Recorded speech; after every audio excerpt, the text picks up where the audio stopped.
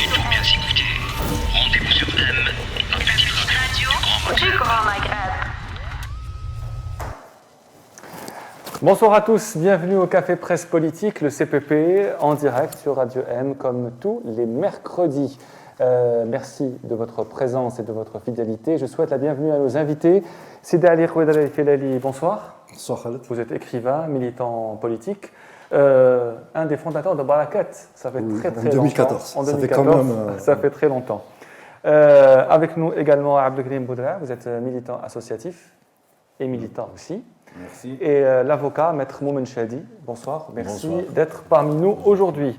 Eh bien, c'est la tradition un peu, on commence toujours cette émission par l'image de la semaine. On veut savoir qu'est-ce qui vous a marqué cette semaine, qu'est-ce qui a marqué votre esprit la semaine écoulée. Par qui on commence? Moi, c'était le cas Amir Abouraoui. C'était le cas Amir Abouraoui qui a été empêché de voyager, tout simplement, de quitter le territoire national, sans pour autant que ce soit un jugement, sans pour autant que ce soit une décision qui vient de la justice. C'est une aberration aujourd'hui, en 2021, on en est aussi à ce genre de manœuvre, je dirais, policière, et que l'on ne pourrait pas empêcher quelqu'un de voyager, d'être libre comme ça, sans qu'il y ait répercussions, sans qu'il y ait poursuites, sans qu'il y ait un responsable de ce qui se passe. Donc c'est quelque chose qui m'a touché personnellement, parce que Amira, c'est une amie, mais aussi qui m'a touché dans le sens où c'est notre liberté à tous qui est touchée par ce genre de manœuvre. Et vous étiez ensemble dans le mouvement Barakat qui, à l'époque, s'était opposé à un 4e mandat de l'ancien président Abdelaziz Bouteflika. Abdelkrim Bouteflika, qu'est-ce qui vous a marqué cette semaine? J'étais en train de réfléchir rapidement.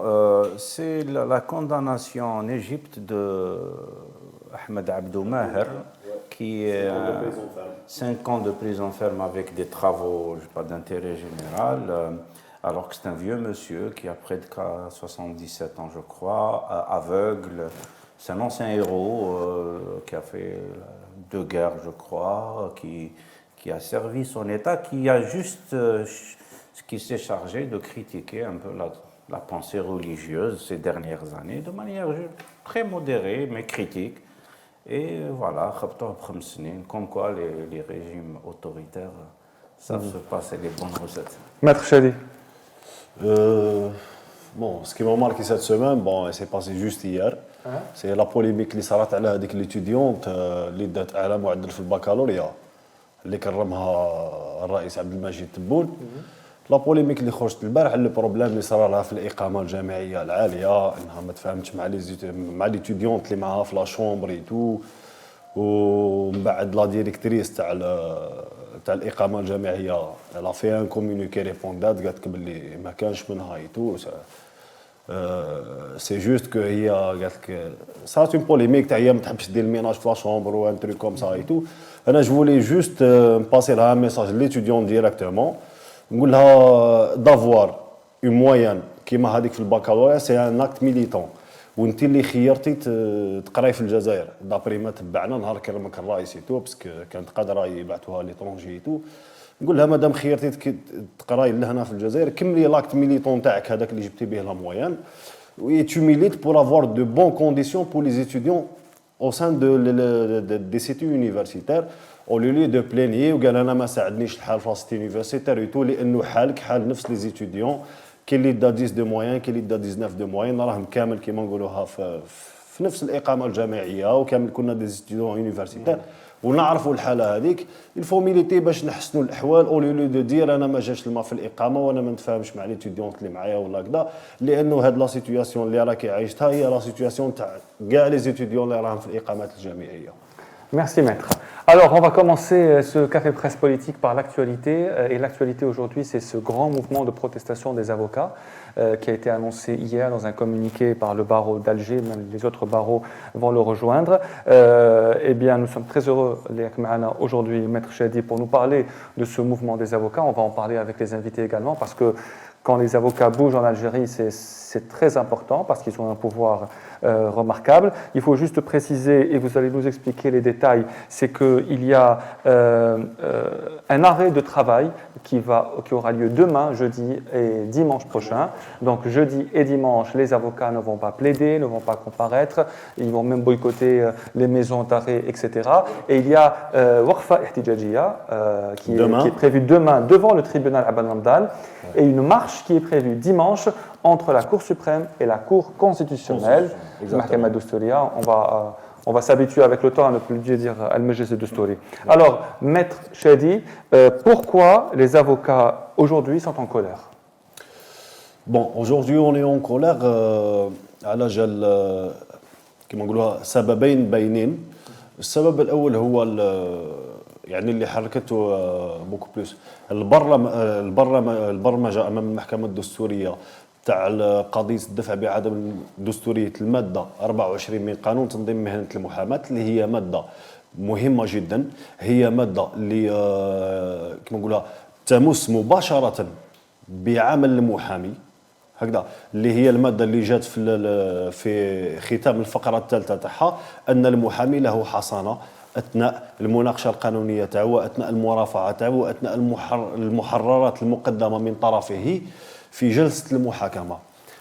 هذه الماده لو نردوها ماده ما هيش دستوريه، اول شيء راح تخالف احكام الدستور بدرجه اولى، لانه المحامي في الدستور يتمتع بالسريه المراسلات تاعو مع الموكلين تاعو، يتمتع بالحصانه اثناء اداء المهام تاعو. لو هذه تنحي الحصانه تاع المحامي، لو تنحي لي انا الحصانه تاعي هو الضرر احنا اللي نشوفوه كهيئه دفاع كمحامين. الضرر الكبير شكون راح تمس؟ ما راكش راح تمس المحامي بطريقه مباشره، راح تمس الموكل تاعو اللي هو كمواطن، يعني اللي هو يخاف يتقدم امام العداله وحده، اللي يجهلوا القانون، اللي يجهلوا الاجراءات القانونيه، اللي يجهلوا لعده امور، او اللي يخوفوا من قصر العداله. هكذا هو يقول لك انا نوكل محامي هو اللي يدافع عليا ويتكفل بهذه الامور. لما يكون المحامي في حد ذاته ماهوش محمي وما عندوش حصانه، يعني المحامي هذا اللي ما يقدرش يجيب حقه بيده راح يقدر يجيب حق الموكل تاعو؟ سي امبوسيبل. يعني هذه الماده لما تنفعني انا تنزع لي الحصانه تاعي، ما راكش تمس بي انا ديراكتومون بطريقه مباشره، راك راح تمس حق المواطن في حقه من التمتع بمحاكمه عادله. والسبب الثاني استاذ؟ السبب الثاني هو قانون الماليه الجديد، هذاك يعني راح يكون كما نقولها سبب يمسنا احنا المحامين شخصيا، وراح يكون عنده انعكاسات على المواطن. انا كيما نقولوها كيما نهضروا بالعاميه احنا، انا لما تغلي عليا الشربه نغلي شربه على المواطن. انا لما طلع لي لي زامبو تاعي 35% في لا تي في وحدها، سون كونتي لا كازنوس، سون كونتي هذيك، سون كونتي هذيك، سون كونتي المصاريف تاعنا لازم تكريبيرو. هذا اللي ما عندوش مكتب خاص به لازم، الاغلبيه بين 60,000 محامي في التريطوار ناسيونال الاغلبيه يكريو بيروات. انا لما تغلي عليا الشربه انا واش ندير؟ انا لازمني نطلع في الاتعاب تاعي. على ما نطلع الاتعاب على الدوله راح نطلع مع المواطن. وفي ظل الازمه الماليه اللي عايشين فيها احنا درك، اللي بسبب جائحه كورونا، بسبب عده كذا، المواطن ديجا ما عندوش باه يخلص. يعني في الظروف العاديه حتى في الازمه هذه لما زيد انا نغلي عليه الشربه، كيفاش راح يدير المواطن؟ وهل وزاره العدل عندها دور في اقتراحات هذه القوانين او وزاره الماليه فقط؟ وزاره الماليه فقط، وزاره العدل ما كانش عندها دخل في هذا، ما عندهاش تدخل. وزاره الماليه في قانون الماليه الجديد راهو حطوا المحامي اللي هي مهنه حره، حطونا في لا ميم كاز افيك لي كوميرسون اي لي اندستريال. الوغ كو حنا اوني با دي كوميرسون، لانه مهنه المحاماه هي المحامي ليس بتاجر، فهمت؟ وما هوش اندستريال. المحامي هي مهنه حره، منه من الطبيب، من الارشيتكت، من كذا من كذا، يخضع لاحكام خلاف هكذا. باش دير قانون الماليه كي ديروا، باش دير الشيء اللي ينظم تنظيم مهنه المحاماه من هذا الجانب، يخضع لاحكام خلاف، ماشي نفس الاحكام تاع التاجر وتاع لو كوميرسون. يعني هادو هما الزوج اسباب الرئيسيه، وهادو اسباب جوهريه اللي تسمح للمحامي انه يمارس المهام تاعو بطريقه صحيحه، وانه يبذل عنايه، انه يدافع عن القضايا المطروحه امامه، انه يدافع عن الموكلين تاعو. انا لما تنزع لي الحصانه ولما تحطني انا في مشكل، في مازق امام دار الماليه، يعني ما راحش المحامي يقدر يمارس المهام تاعو، يعني 20% ما تقدرش تمشي. Sidi Ali Khodel Filali, le mouvement de protestation, les avocats et les magistrats, ça fait peur aux autorités un peu que ces deux corps bougent un peu. Tout ce qui bouge fait peur à l'autorité. Ici en Algérie, on est plus enfin, quand je dis nous, je parle de l'autorité, elle est plus pour l'inertie de toutes les corporations et du citoyen en général. Donc quand on est dans la revendication, quand on est dans la dénonciation d'un acte malsain, voilà, qui vient d'un ministère qui n'est pas le ministère de tutelle, ce qui n'est pas normal. Moi, je trouve ça pas du tout normal. Je suis pas au courant du fait exact, donc là je viens de l'apprendre à travers Maître Moumen. Mais je trouve que c'est quelque chose d'aberrant de considérer l'avocat au même titre qu'un commerçant, au même titre qu'un industriel. Je trouve que c'est très aberrant. Un avocat, ça reste un métier noble. Et bien sûr, à partir du moment où il y a revendication, à partir du moment où il y a un militantisme pour cette cause-là, oui, c'est normal que ça fasse peur à l'autorité. Bien sûr, sans dénigrer le métier de commerçant et d'industriel. Non, qui non, sont on aussi, n'a rien voilà. contre, Ah non, c'est juste c'est pour des préciser, métiers. on ne sait jamais. Abdelkrim Boudra, c'est-à-dire que, est-ce qu'on ne veut pas faire payer en quelque sorte aux avocats leur soutien au Hirak, aux victimes des violations des droits de l'homme? C'est de la spéculation, sincèrement, Même si c'est une infime partie, évidemment, qui défend les détenus d'opinion. C'est vraiment une minorité absolue des avocats qui défendent aujourd'hui les détenus d'opinion par rapport au grand nombre d'avocats qui existent. Donc c'est un contre-argument par rapport à ce que tu as dit. Si la majorité n'était pas pro-Hirak, donc pénaliser toute une corporation...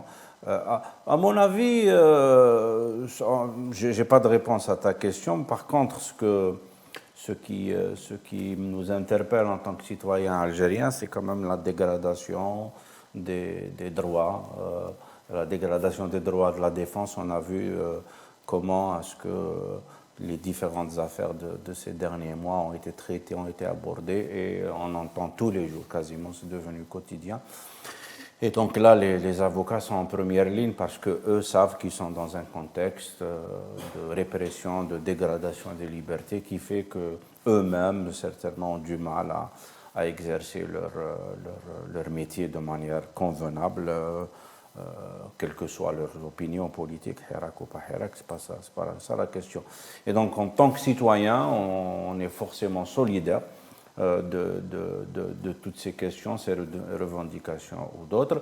Maintenant, l'hkayat à l'inertie ou mal l'inertie, ça c'est du passé, c'est-à-dire c'est un vœu pieux. Il n'y aura plus d'inertie dans ce pays pour au moins deux raisons, parce que le Hirak est passé par là, c'est-à-dire que après 22 février, il y a une nouvelle conscience nationale des acteurs, et donc tu ne peux pas revenir marche arrière. Tu peux tout faire, réprimer.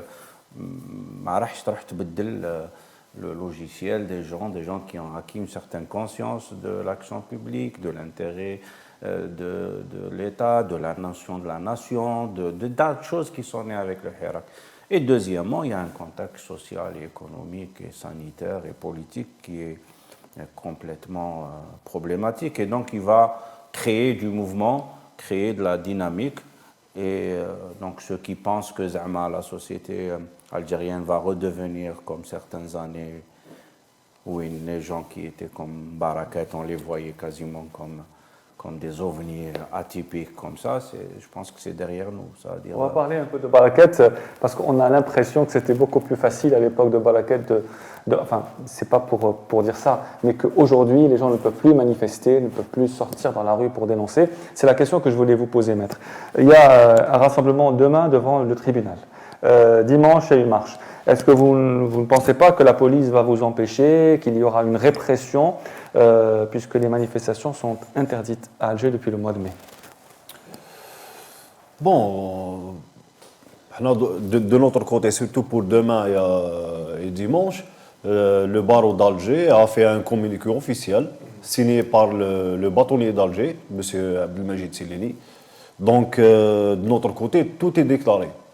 Donc, on va pas surprendre les forces de l'ordre, là, on va faire un truc hakdak, en cachette, le barreau d'Alger a déclaré que le programme, à telle heure نتلاقاو, à telle heure واش نديرو et tout.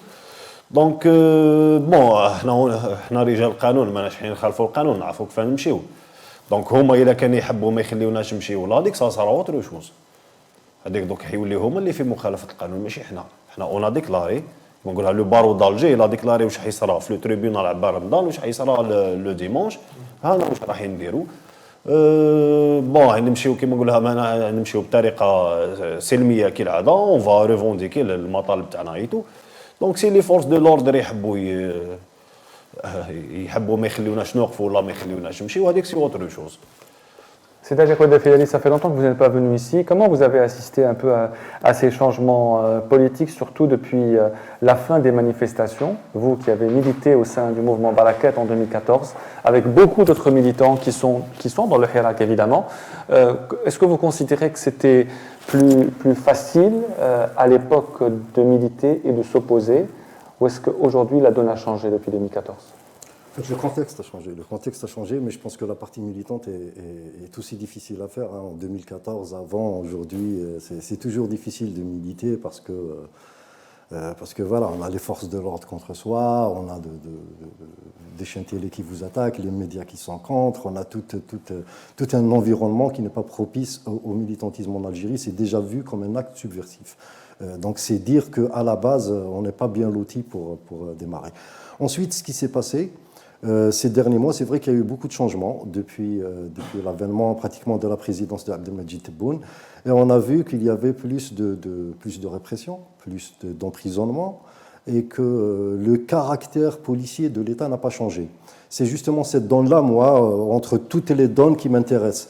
C'est de voir qu'après le Hirak, après tout ce qui s'est passé, après l'évincement de Abdelaziz Bouteflika, de la bande Abdelaziz Bouteflika, on a vu que ceux qui ont repris le relais, donc Abdelmadjid Tebboune et ceux qui travaillent avec ou pour Abdelmadjid Tebboune, sont en train de reprendre les mêmes éléments de gestion policière des foules et de la population, du citoyen en général.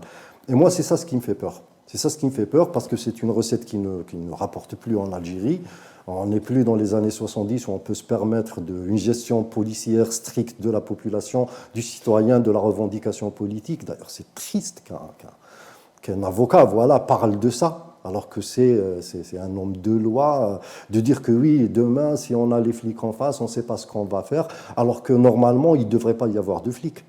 Il ne devrait pas du tout y avoir de flics. On est des citoyens libres en Algérie, on milite pacifiquement. Le terrain nous appartient, le pays nous appartient. On est des citoyens, on n'a rien à se reprocher, que ce soit un avocat, un militant, un chômeur pour des corporations ou pour des demandes politiques. On n'a pas à subir ça. Et moi, ce qui me fait peur, c'est ça, parce que c'est quelque chose qui va, avec le temps, générer une implosion, une explosion. C'est l'une des deux. On ne peut pas continuer comme ça éternellement. On n'est pas dans l'URSS des années 60-70. Ça ne marche plus comme ça. Et c'est même étonnant que justement, le président, ceux qui sont autour du président, ne prennent pas conscience de ça. Parce qu'on a vu la gestion policière des foules. On sait tous comment ça finit. On peut commencer par Al-Kadhafi, on peut aller vers la Tunisie, en Égypte. Ça finit toujours mal pour les gouvernants. Et c'est très triste parce qu'il y avait une dynamique très positive en Algérie, une dynamique pour la construction en Algérie, et que même si on n'était pas d'accord à 100% avec ceux qui ont le pouvoir actuellement en Algérie, on pouvait quand même avancer à hauteur de 10, de 20%, ne serait-ce que justement laisser derrière nous cette gestion répressive, cette gestion policière, et passer à autre chose, passer à un autre niveau de politique. Oui, on ne sera pas libre du jour au lendemain, c'est certain, mais au moins on aura avancé, chose qui n'est pas du tout faite. On est toujours dans la gestion policière, on est toujours dans la confrontation, on est toujours dans la loi du plus fort. Et ça par contre, ça me fait peur. Ça me fait peur parce que ça va finir par éclater un jour ou l'autre. Vous êtes d'accord ? Ça peut finir par éclater si on rajoute aussi des questions d'ordre social de ces derniers jours. Et nous parlerons plus tard de la loi de finances et de la suppression progressive des subventions. Vous nous parlerez en tant qu'économiste. Non, je partage ce qu'a dit Sidi Ali. Je rajouterai, parce que tu as posé la question en rappelant Barakat, c'est que je rajouterai un élément, c'est qu'entre les deux séquences, je vois un pouvoir qui a changé, c'est-à-dire un pouvoir qui a peur, qui n'avait pas peur du temps de Barakat, il laissait faire un peu. Il réprimait de manière gentille, des fois, voilà, presque il utilisait, il infiltrait, etc. Et il n'avait pas peur, donc c'était possible. Par contre, aujourd'hui, ce que je vois, ce que je constate, c'est que c'est un pouvoir qui a peur, c'est-à-dire qu'il n'autorise même pas des actes voilà, les dernières semaines de Hirak, on n'était pas des millions de personnes dans les rues, c'est-à-dire on voyait, mais même ça, et même moins que ça, même des petits regroupements de militants, où là, ils leur font peur au point où ils... Mais ça, c'est, comme tu l'as dit, c'est pas quelque chose qui est pérenne.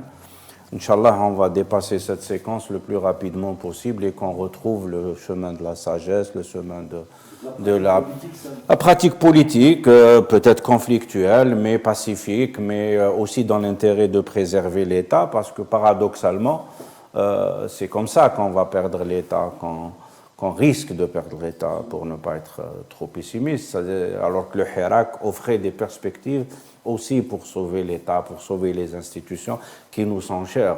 Et là, en faisant cette confrontation vraiment qui n'avait aucun sens à tout point de vue, ni politique, ni sécuritaire, ni autre, voilà, ça risque d'amener éventuellement... Déjà, le coût est terrible avec plusieurs centaines de personnes, et tu en as fait les frais, c'est quelque chose qui nous restera comme une honte pendant des décennies.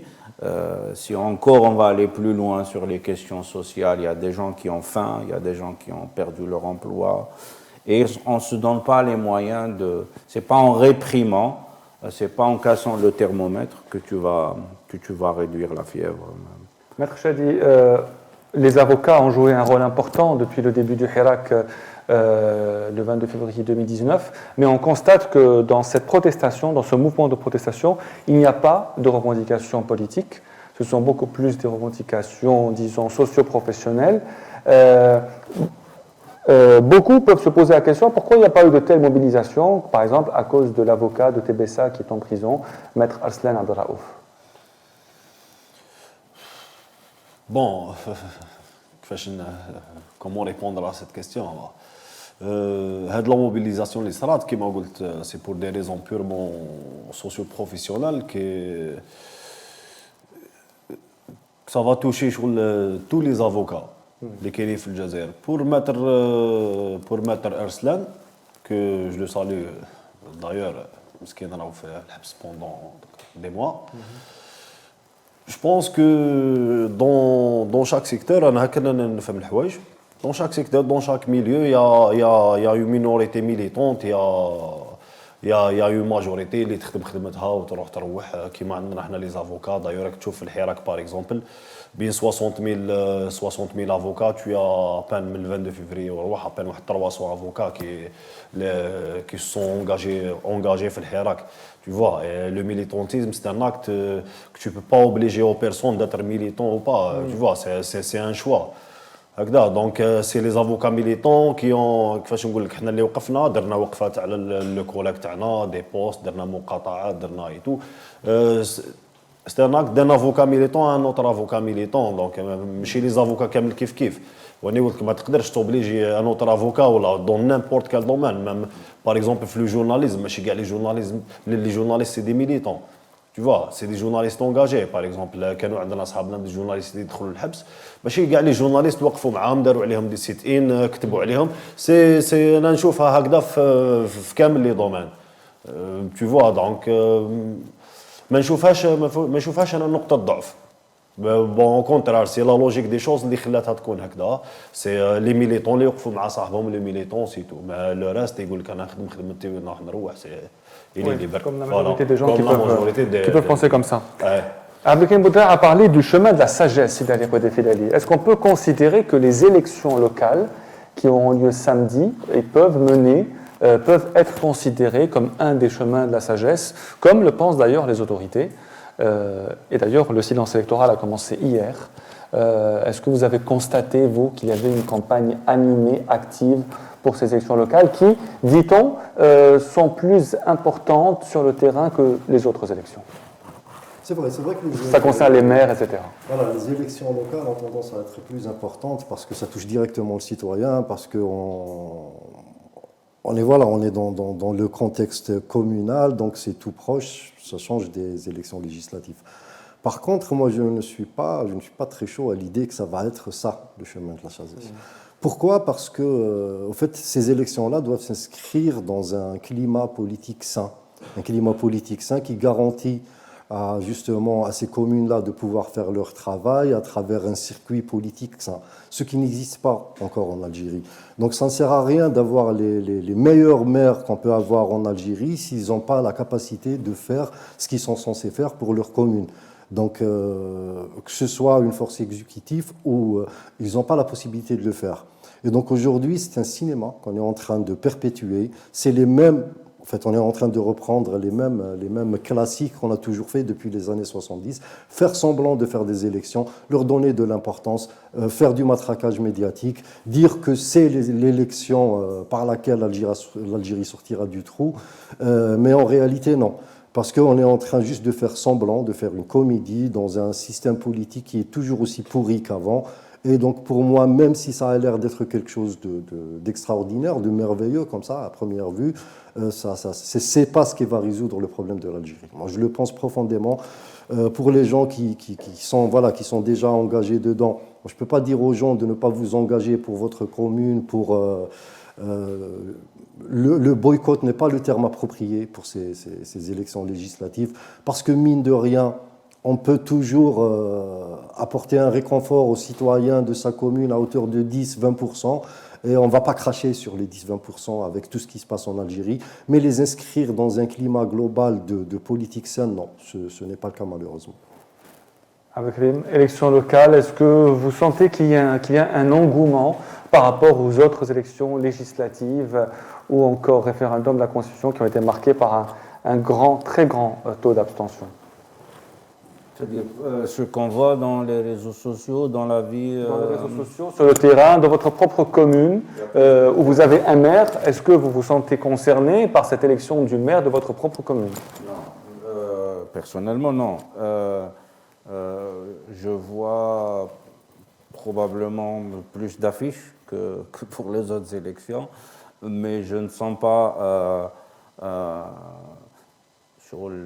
En fait, la question c'est est-ce que le logiciel politique en cours, est-ce qu'il est capable de produire de nouvelles élites politiques à l'échelle des mairies? Est-ce qu'on a un cadre institutionnel, légal, des libertés qui permettent à ce que des gens évoluent? Est-ce qu'on a des organisations politiques comme des partis ou autres qui peuvent être des pépinières pour de nouveaux maires? Est-ce qu'on a les logiques tribales? Parce qu'il ne faut pas regarder qu'Alger, c'est-à-dire dans de nombreuses wilayas, c'est des alliances, c'est des guerres. C'est pas pour choisir un maire, c'est est-ce que le Deshara Ta'na, le Qabila Ta'na, l'Arsh Ta'na, il ne va pas être détrôné par celui de l'autre? Donc est-ce qu'on est en train de réunir les conditions pour dépasser ça et avoir de nouveaux types d'élections avec l'émergence de nouveaux? Foncièrement, non. Donc les gens qui, comme nous, cherchent plus de démocratie, plus de liberté pour une meilleure gouvernance locale, donc je suis tenté par te dire non. Par contre, les gens qui ont décidé d'y aller, une partie certainement est sincère, elle veut changer, et une autre, c'est la clientèle habituelle du système qui cherche à prendre un bout de rente et se positionner politiquement. Il y a les deux. Et les citoyens aussi peuvent être dans les deux camps. Il y a des gens qui vont voter parce qu'ils pensent qu'il va changer peut-être à l'échelle de la commune, où là il va voter comme avant, l'Oulid Ammou, l'Oulid Bladou, l'Oulid Charata'ou, pour avoir quelques menus privilèges. Donc il n'y a pas encore... Mais maintenant, je sens qu'il y a un peu plus d'apaisement. C'est-à-dire, avec l'animosité à l'égard.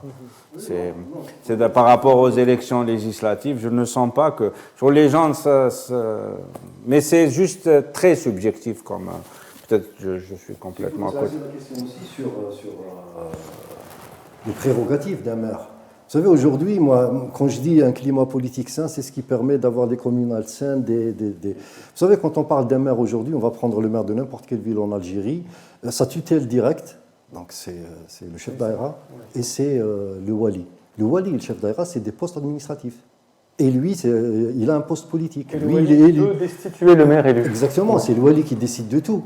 Et là, on est dans une gestion administrative de la politique. Et là, ça pose un gros problème. Ça pose un très très gros problème parce que vous avez un wali qui débarque dans une...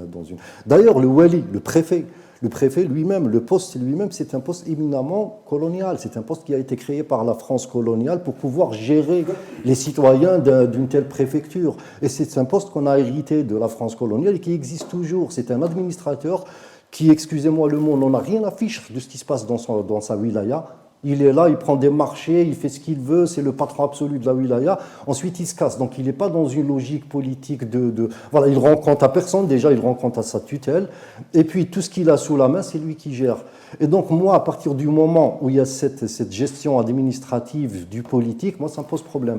Le wali, le maire chez nous en Algérie, il ne peut pas être responsable d'autre chose que du du ramadan, C'est vrai que le maire a de moins en moins de pouvoir en Algérie. Absolument. Donc, ça, c'est incontestable. Juste un point par rapport à ça, c'est juste un niveau aussi de maturité de la démocratie, c'est-à-dire et c'est dominant chez nous dans les élites politiques, les gens croient plus en l'État qu'en la démocratie, qu'en le peuple. C'est-à-dire, pour eux, pour une majorité des élites, y compris politiques, syndicales et intellectuelles et autres, ils ont peur de la démocratie. Que va nous ramener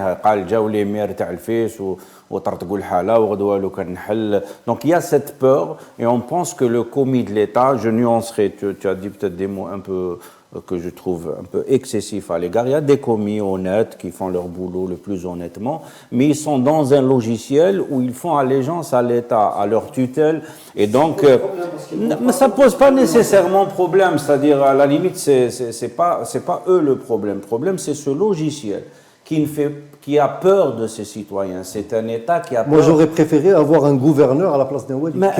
C'est une réforme totale qui est aujourd'hui pas encore acceptée. Le candidat a un référendum aujourd'hui. Mon hypothèse, c'est qu'elle n'est pas. Il faut qu'on plaide pour que les élus, le député et le maire, aient plus de poids que des ministres. Tu as une fonction pendant une durée où pour nous, alors qu'un élu, s'il est bien élu normalement, parce qu'il représente des électeurs, il a un poids, on lui doit respect. Il y a des pays qui sacralisent la fonction d'élu. Les Allemands, par exemple, ça me vient à l'esprit. Donc, c'est l'inverse. L'élu, on a peur de lui parce que capable qu'on a beaucoup de pouvoir et Maître, en tant qu'avocat, est-ce que vous vous sentez concerné par ces élections locales ou pas? Plus que les élections législatives ou présidentielles, par exemple? Personnellement, non, parce que bon, j'ai à peine 30 ans, genre l'année je fais la même image que tu fais les soit les législatives ou les autres. Tu vois, parce que l'image, chaque image donne une énergie, tu vois, je crois qu'on est toujours la même énergie, هذيك اللي ما جابت لي والو. Tu vois, كيما كانوا يحكيوا عبد الكريم وسيد علي نهار يتبدلوا كيما نقولوها لي رابور دو فورس موازين القوى وين يولي لو مار اللي هو ايلو اللي الشعب تاع البلديه هذيك حط فيه الثقه وعطالو لا فوا تاعو يولي هو اللي عنده الصلاحيات تاع الصح في البلديه تما نخير واحد كيما نقولها ولد الشهره تاعي اللي نكون نعرفو ننتخب عليه يا با سوسي انا شو با كونتر ديالي فوتي سي با لو برانسيب ديالي فوتي اللي راني كونتر مي تاع نبقاو في هذاك لو فلو اشاك فوا باينين شكون يترشحوا ولا باينين منين يجيو والا باز ما عندهم حتى صلاحيه باش يخدم البلديه تاعو دونك سا صار لي ان ديالي فوتي انا بور مو ما نلقاش فيها فايده شو با كونتر لو برانسيب تاع ندير كارطه تاع فوتي مي شوي كونتر تاع ندير حاجه ما عندها حتى فايده tu vois c'est la même image انا نشوفوا ميم الحمله الانتخابيه انا نتبعوا فيها سواء في لي شان تيليفزيون ولا في لي ريزو سوسيو سي نفس الممارسات نفس هذيك جيب الباف والميكروفون هذاك اللي يدير الحس بزاف ما تفهموش مام با واش هو يحكي tu vois نفس الحكايه تاع جيب الكاطو كذا ومن بعد وكل الناس سي لو ميم سيناريو سي لو ميم نيفو سي ميم الناس اللي راهي ترشح عندها نفس العقليه حتى ولا يقول لك باغ اكزومبل انا شويه افوكا ولا انا شويه ان باترون تاع شركه ولا كذا مي كي تسمع لو ديسكور تاعو سي نفس العقليه هذيك تاع بكري حنا السنين ابري الحراك الناس اللي ترشح على الاقل تجيب بحاجه جديده بفكر جديد اللي هو يكون وليد الحراك فهمت وليد الحراك لانه من 2019 ل 2021 ولا سي با ريان والشعب في الخارج وكنا نتلاقاو ونحكيو ودي ديبا بوبليك ودي كذا انتجنا حاجه الحراك انتج حاجه كيلكو بار وكان او موا يبدل العقليه تاع الناس اللي تحب ترشح لهذه المناصب مي حنا نشوفوا في كيما هاد الناس اللي راني نشوف فيهم درك كيما اللي كنت نشوف فيهم في 94 سي لا ميم شوز ريان شونجي. دونك انا بيرسونالمون نحكي على روحي ميم باسي ميساج لحتى واحد دايور اللي فوتي الله يسهل عليه ما يفوتيش الله يسهل عليه. انا عن روحي طونك هذيك لا فايب هذيك اللي تجيني من هذيك ليماج ما تبدلتش جو في با فوتي. Alors, les deux grandes inconnues de cette élection, c'est évidemment qui va gagner et aussi le taux de participation. Mais on a l'impression, et les autorités nous ont déjà fait comprendre, que le taux de participation n'était pas important pour eux pour faire d'une élection une élection légale ou pas. D'ailleurs, le président l'a dit, le président de l'ANI l'a dit, un comme président halal, de Stoul halal. Ça veut dire que même plus la peine de gonfler le chiffre, on le laisse comme on l'est, ou on le gonfle un petit peu, mais le chiffre ne nous complexe plus. C'est ça aujourd'hui. À partir du moment où ils ont ignoré des millions d'Algériens qui étaient dans la rue, c'est normal qu'ils ignorent 70-60% de la population. Eux, ils sont dans une logique, ils ont une feuille de route, ils ont un point à atteindre. Et qui que ce soit va se confronter à eux, il sera évincé. Que ce soit un journaliste qui ose dire plus qu'il en faut, un avocat qui ose faire plus qu'il en faut, un élu qui ose faire plus qu'il en faut. Donc eux, ils s'en fichent complètement. Ils s'en fichent complètement, ils ont une feuille de route. L'Algérie, dans 5 ans, doit ressembler à ça. On doit la remettre à quelqu'un d'autre avec ces données-là. Et du coup, ils ont gardé le même système, ce que disait Moumen maintenant. Même si on a un élu qui fait très très bien son poste et pour lequel on aimerait le soutenir, c'est quelqu'un qui travaille, c'est quelqu'un en qui on a confiance, c'est quelqu'un qui va travailler dans un système, dans des méthodes, dans des traditions politiques déjà existantes.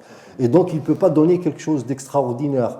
Au pire, et on l'a déjà vu, j'ai déjà discuté avec des maires, avec des gens compétents, des gens qui travaillent, etc. Il te dit, écoute, à partir du moment où j'avais entre les mains que le couffin du Ramadan à gérer, j'ai compris que j'étais pas à ma place. Alors que lui, à la base, il était venu pour essayer de changer de l'intérieur, etc. Et le problème qu'il pose, on revient au même problème, c'est justement la gestion administrative de la politique. Mais c'est pas normal. C'est pas normal qu'un élu qui soit élu par ses citoyens soit à la merci de quelqu'un, d'un bureaucrate.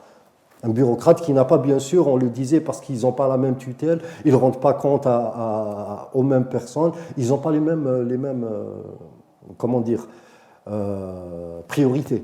Donc le premier, sa priorité, c'est le citoyen. Le deuxième, sa priorité, c'est de rendre à sa tutelle une feuille, un bulletin de notes vierge de toute contestation, de tout dérapage, de tout. C'est pas les mêmes priorités pour lui. Avec lui, on peut s'attendre à un taux de participation aussi faible que celui des anciennes élections, mais ça ne dérangera personne et ça ne choquera personne que ce soit une élection frappée d'illégitimité comme le fut les précédentes aussi.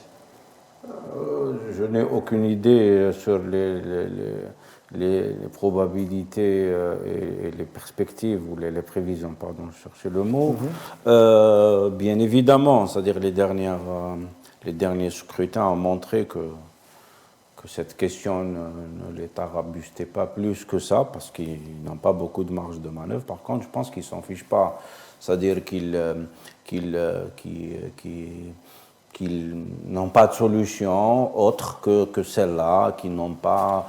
Mais en même temps, ils savent très bien qu'un régime, qu'un pouvoir qui n'a plus de base, qui n'a plus de capacité à changer la vie des gens, à proposer des solutions, il est en train de s'affaiblir, même si en face, tu as une population qui, par le Covid, par les problèmes sociaux, par la répression, aujourd'hui n'est pas en train de monter au créneau. Mais ils savent très bien que ça ne peut pas tenir, qu'un pouvoir, un régime ne peut tenir que s'il arrive à soudoyer, à corrompre, à payer ou à offrir des vraies solutions. Bouteflika, il n'a pas tenu parce que il avait empêché les gens de vivre, il leur a coupé. Non, il a corrompu des catégories, il a ouvert des chantiers, il a dépensé de l'argent, il a géré l'Internet. C'est comme ça que le logiciel Bouteflika, il avait une rationalité dans son fonctionnement qui répondait à des aspirations.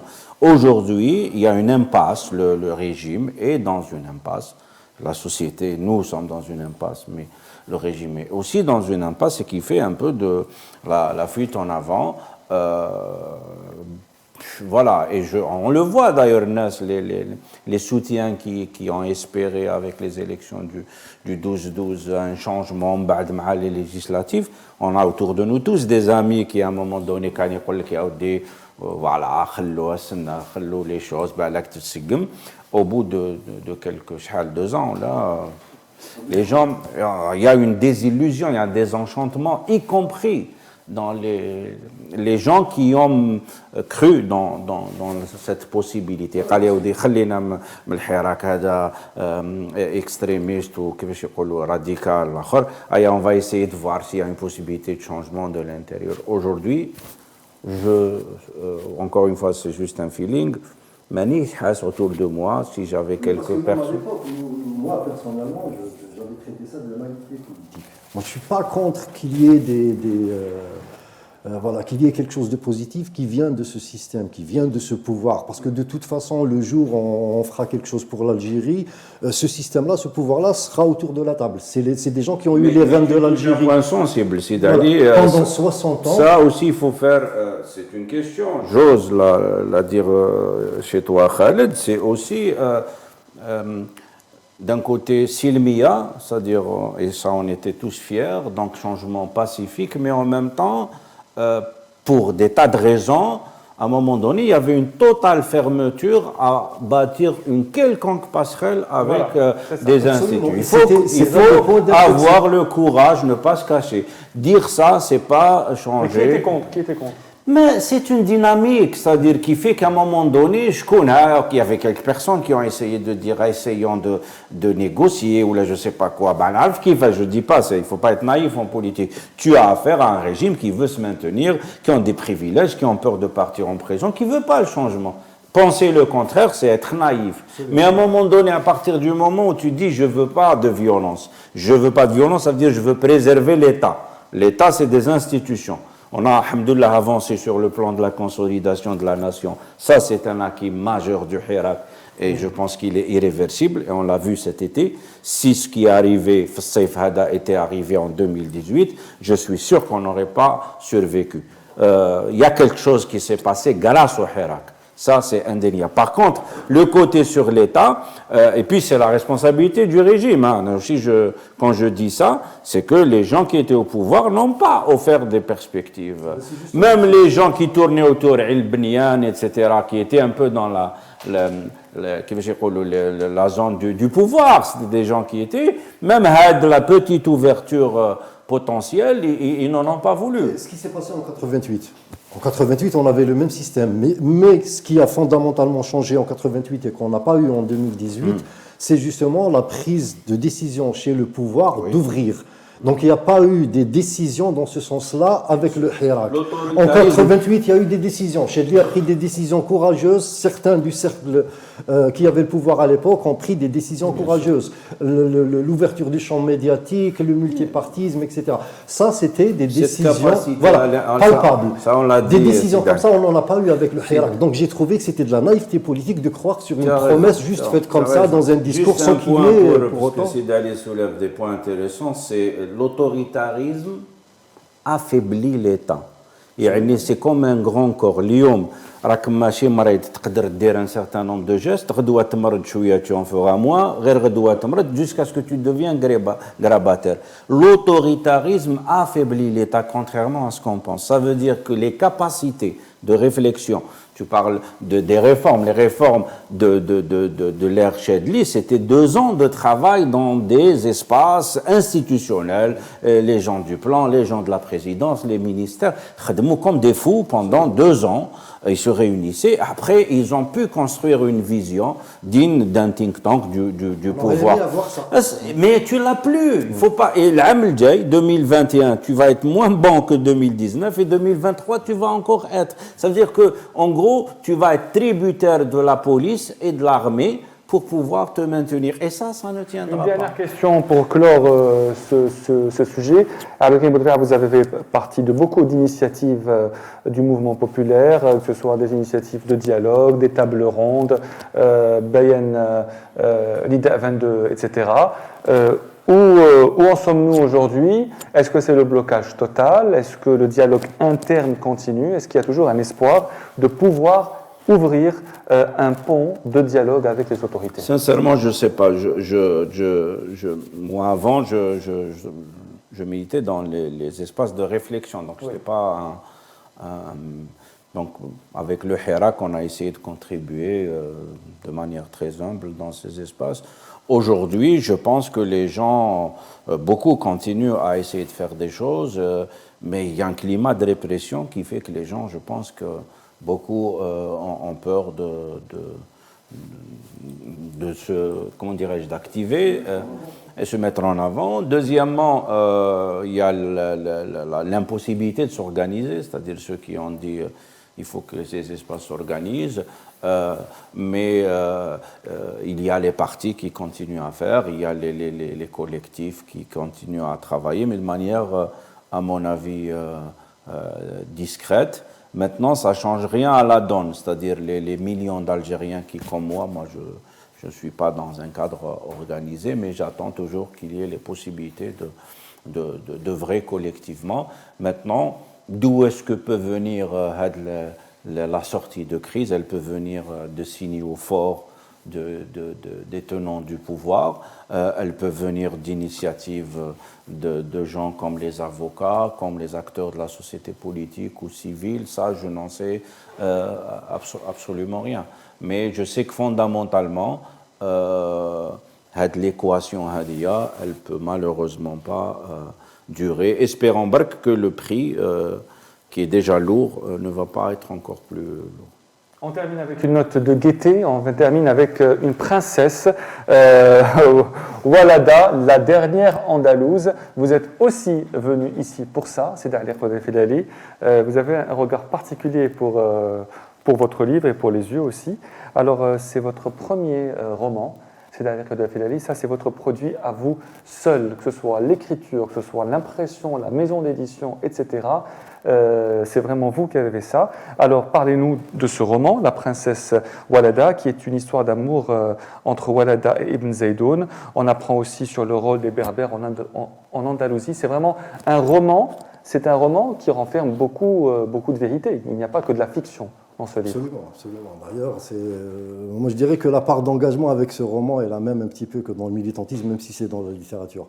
Pourquoi? Parce que, comme vous disiez si bien, Walada, la dernière Andalouse, Walada, c'est un personnage connu de l'Andalousie, c'est une princesse, c'est l'amoureuse d'Ibn Zaydoun. Donc les amoureux de littérature arabe connaissent très très bien. Il y a des poésies qui sont chantées jusqu'à aujourd'hui par les chanteuses, les chanteurs d'Andalou, etc., qui chantent justement cette idylle andalouse.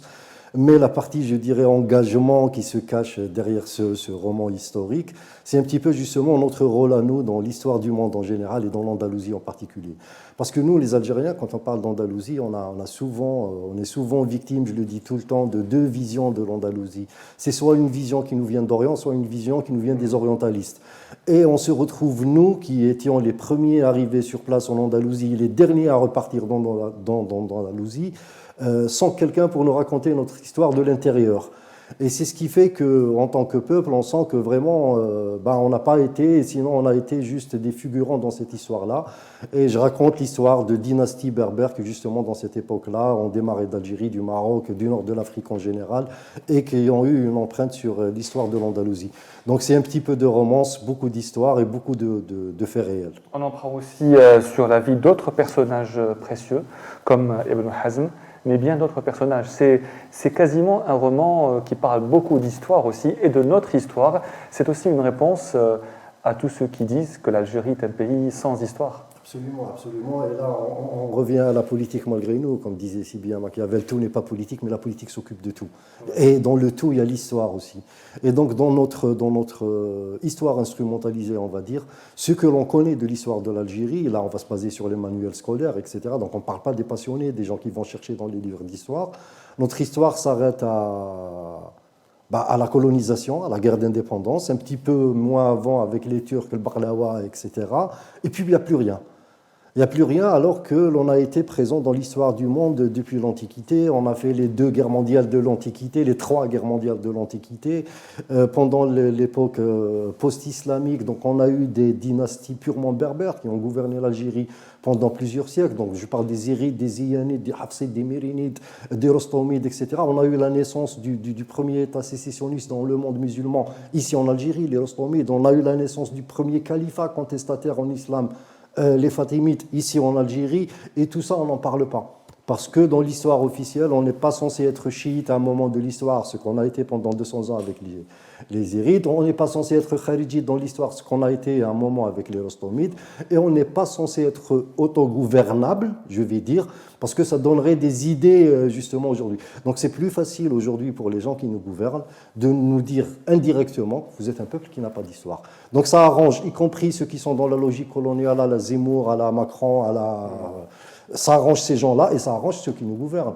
Parce que je finirai juste sur une autre lettre, parce que pour reprendre un exemple que je reprends souvent, un peuple qui est conscient de son histoire, de son ancrage historique, c'est un peuple fier. C'est un peuple qui peut, du jour au lendemain, faire des miracles, comme l'ont fait les Japonais, qui sont conscients que ce sont des samouraïs, et même avec des bombes nucléaires, ils ont pu talonner les gens qui les ont bombardés 50 ans après, y compris pour les Allemands qui ont été écrasés après la Deuxième Guerre mondiale et qui sont revenus les maîtres de l'Europe 50 ans après, parce que c'est des peuples qui sont convaincus qu'ils ont une histoire, qu'ils ont des aïeux, qu'ils ont un ancrage historique, et c'est des peuples qui n'abandonnent pas.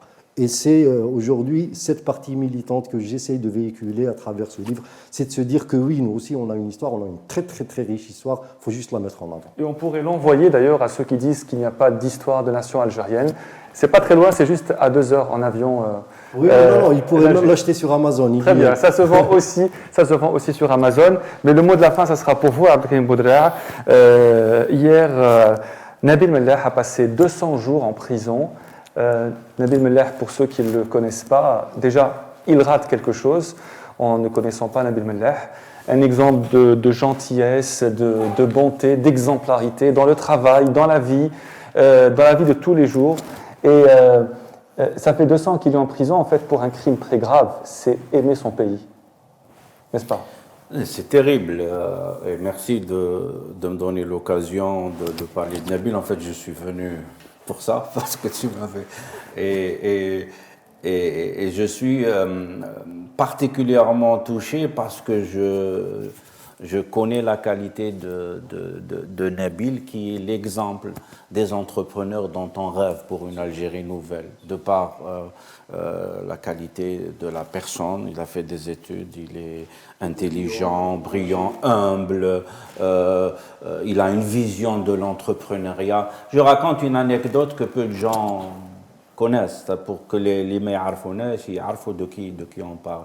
Nabil a toujours été un gars indépendant, critique, mais il n'a peur de personne, ça, il le connaissait. Il militait au niveau de l'UNOP, l'Union des producteurs de pharmacie, au niveau du FCE, un moment avant qu'il démissionne, quand beaucoup de gens affluaient vers le FCE de Ali Haddad, Nabil avait démissionné, mais avant, il y avait un moment, un débat, le FCE, et comme d'autres patronats, ont fait la proposition de réduire l'IBS ou l'IRG, ou les deux.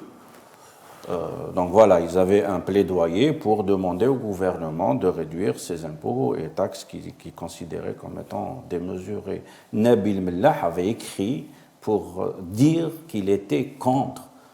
Donc c'est atypique qu'un patron, ça lui coûte des milliards, peut-être des dizaines de milliards, juste pour que les gens sachent. Nabil, quand il y a eu la campagne Covid, c'est des milliards de centimes qu'il a mis pour aider les gens sur ça. Nabil est quelqu'un, même dans son milieu, quand on fait le Hirak, Nabil, mais il dit, je dis de Chmourad, souvent, il venait du champ de manœuvre. C'est quelqu'un qui aime être humble et qui, dans le travail, apporte une ambition pour son entreprise qu'il a développée. Moi, je crois que je suis parti chez lui une fois ou deux, lui rendre visite, prendre un café, et j'ai vu à quel point il avait une vision pour son entreprise. Donc, c'est les entrepreneurs dont on rêve, c'est-à-dire qui aurait pu partir à l'étranger, il a laissé tomber parce qu'il a un amour terrible pour le pays, il s'est engagé. Bien sûr, on n'est pas là pour dire plus que de raison, mais Nabil, encore une fois, est pour moi, en tout cas, un marqueur. Si des Nabil n'ont pas la possibilité de continuer à travailler, à œuvrer, à militer, à exprimer leur point de vue en Algérie, il n'y aura pas de race d'entrepreneurs, il y aura encore les compradors, le businessия, les gens qui servent de serpillière pour d'autres et qui vont servir des intérêts le plus souvent étrangers. Cette race d'entrepreneurs comme Nabil, on n'en a pas beaucoup. Et s'ils continuent à faire l'objet de cette injustice, et je ne commente pas bien sur le côté judiciaire, je ne le connais pas, mais il est temps quand même que ce type d'atteinte au droit s'arrête. La façon avec laquelle il a été ramassé, etc., sont lamentables. Sincèrement, ça n'honore pas, y compris ceux qui sont contre lui. Donc moi, personnellement, encore une fois, et le dernier point, je vais m'arrêter là, Khaled, c'est le message qu'on envoie à la communauté des affaires il est impossible, j'ai lu que l'Algérie veut attirer des IDE, etc. Quand on a des gens comme Nabil qui sont mis en prison parce qu'ils n'auraient pas rapatrié, manière à la baliche le fond de l'affaire, mais j'ai entendu comme quoi il y avait un problème de rapatriement de quelques dizaines de milliers d'euros. Le gars, il donne des milliards de centimes dans les actions de solidarité. Donc c'est absolument sans commune mesure. C'est impossible de convaincre un investisseur étranger de venir en Algérie. Impossible, strictement impossible, parce que c'est l'un des points. Donc j'espère qu'on arrivera à retrouver le chemin de la sagesse, et je m'arrête là. Merci. Le chemin de la sagesse, ce sera le maître mot de cette émission. Une pensée pour, évidemment, pour Nabil Mellah, une pensée pour son épouse qui se rappelle de lui et qui nous aide à se souvenir de lui tous les jours. Une pensée pour tous les détenus d'opinion. Bien sûr, ils sont tellement nombreux, on ne peut pas les citer. Fathi Gharras, Nasser Maghli, Mohamed Tajadid, Dernouni, Debbarine, les frères, nos confrères, Mohamed Mouloudj, Hassan Bouras, Messoud Jenner, qui sont en prison, à tous les autres détenus. Et même les Bennaoum, comment ça s'appelle Oui. Bennaoum, les Ghadiri, des gens qui n'ont pas été suffisamment soutenus parce qu'ils seraient du fils ou ils seraient un militaire. Sur certains cas, on n'a pas été à la hauteur en tant que... Parce que les droits humains doivent être les mêmes pour tout le monde. Je ne vais pas soutenir Qaddour ou l'Amar parce que parce qu'il fait partie de la politique. Ceux qui arrivent à Ali al-Ghadiri est pas normal. Ceux qui arrivent à un gars qui est malade, Bennaoum ou d'autres parce qu'ils seraient des anciens du fils ou même des mouvements, je ne sais pas lesquels, c'est quelque chose qu'on ne doit pas tolérer et j'espère qu'on en sortira. Ils ont toute notre solidarité. Merci à vous d'avoir suivi cette émission. Merci à vous d'être venus. Merci Sidi Ali Khouedi Filali, Maître Moumen Chadi, Abdelhakim Boudra. Merci Khaled pour l'invitation. On se retrouve tous mercredi prochain sur Radio.